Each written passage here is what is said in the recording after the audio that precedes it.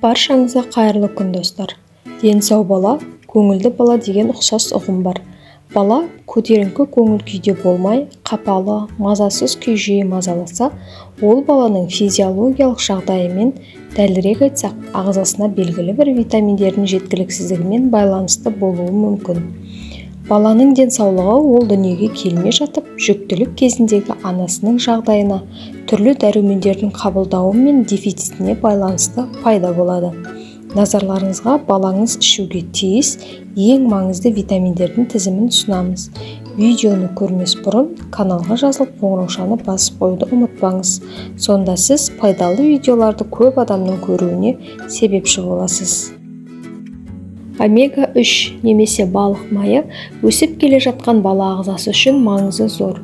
Сүйектер мен тістердің дұрыс қалыптасуына қатысады.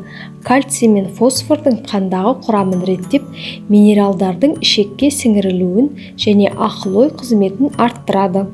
Балабақша мен мектеп жасындағы балаларға омега-3 қажеттілігі 2-3 есе артады.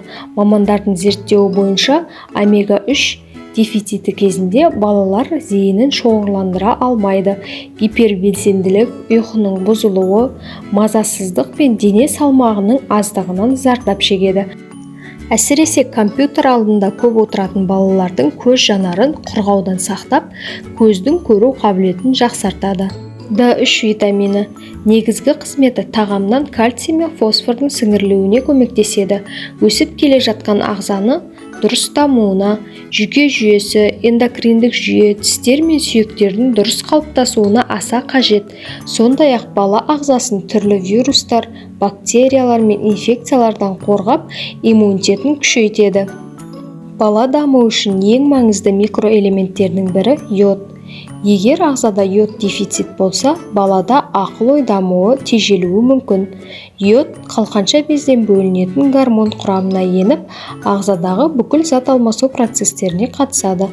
Егер балаңыздың дені сау болып өскенін қаласаңыз, йод беруді қолға алыңыз. Бала ағзасы үшін тағы бір маңызды дүние бұл пробиотиктер. Ішектерде иммунитеттің 80% орналасқан. Сондықтан да ішектерді үнемі қолдап отыру қажет. Жаңа туылған нәрестеден бастап ішек микрофлорасын дұрыс қалыптастыру үшін хелакфорте секілді пробиотиктер беру ұсынылады. Келесі бір маңызды витамин С витамині. Ол мықты антиоксиданттық қасиетке ие.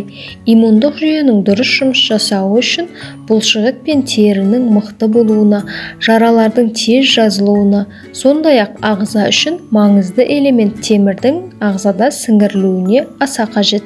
Темір оттегіні бүкіл ағзаға тасымалдайды.